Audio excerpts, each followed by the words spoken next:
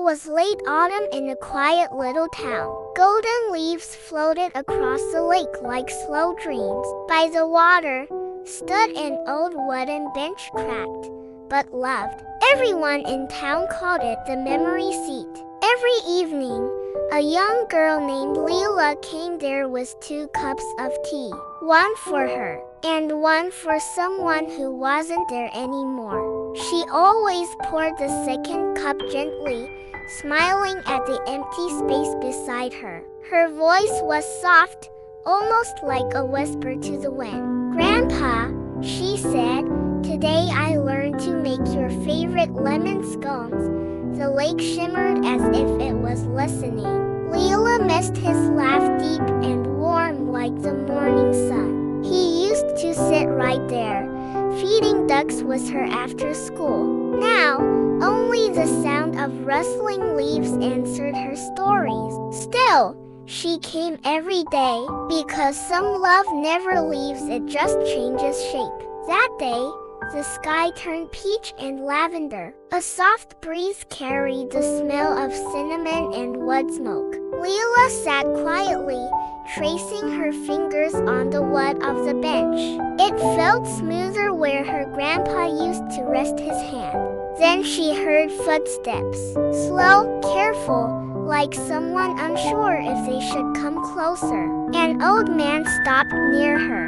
He wore a long brown coat and carried a worn-out book. "Is this seat taken?" he asked with a gentle smile. Leela shook her head, smiling shyly. He sat beside her, the bench creaking softly under their weight. For a while, they said nothing, only listened to the water move. Then the man spoke, voice trembling slightly. "I used to sit here too, with a good friend. He loved this place." Leela turned to him. "Really? My grandpa did too." The man smiled. "What was his name?" "Elias," Leela said softly. The man's eyes brightened. "Elias," he whispered. "He taught me how to fix my old radio years ago." Leela's lips parted in surprise. "You knew him?" He nodded. "Best tinkerer I ever met, and the kindest heart." Leela smiled, eyes glimmering. "That sounds like him." They began talking about Elias's jokes, his love for tea, his habit of whistling. It felt like the empty seat wasn't empty anymore. As the sunset deepened, the air shimmered golden. The teacups steamed like tiny clouds. The man chuckled. He used to say, "A good cup of tea fixes half of life's problems." Leela laughed softly. "And cookies fix the rest." Their laughter rippled across the lake like soft music.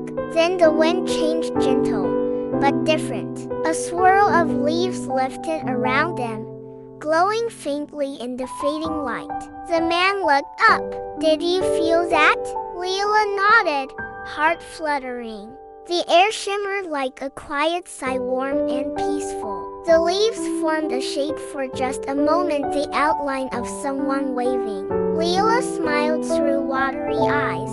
"Hi, Grandpa," she whispered. The man's eyes softened. "He's proud of you, you know." She nodded, holding her cup tight. "I think so too."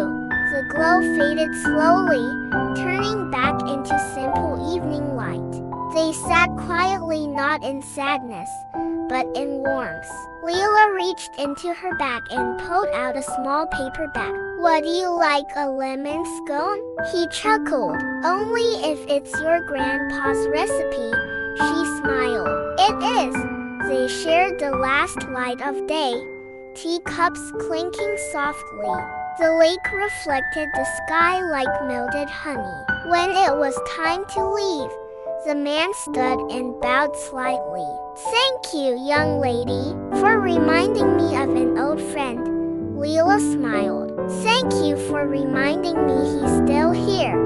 As she walked home, she glanced back. The bench seemed to glow faintly under the moonlight. And for a second, she thought she saw 2 shadows sitting there, side by side.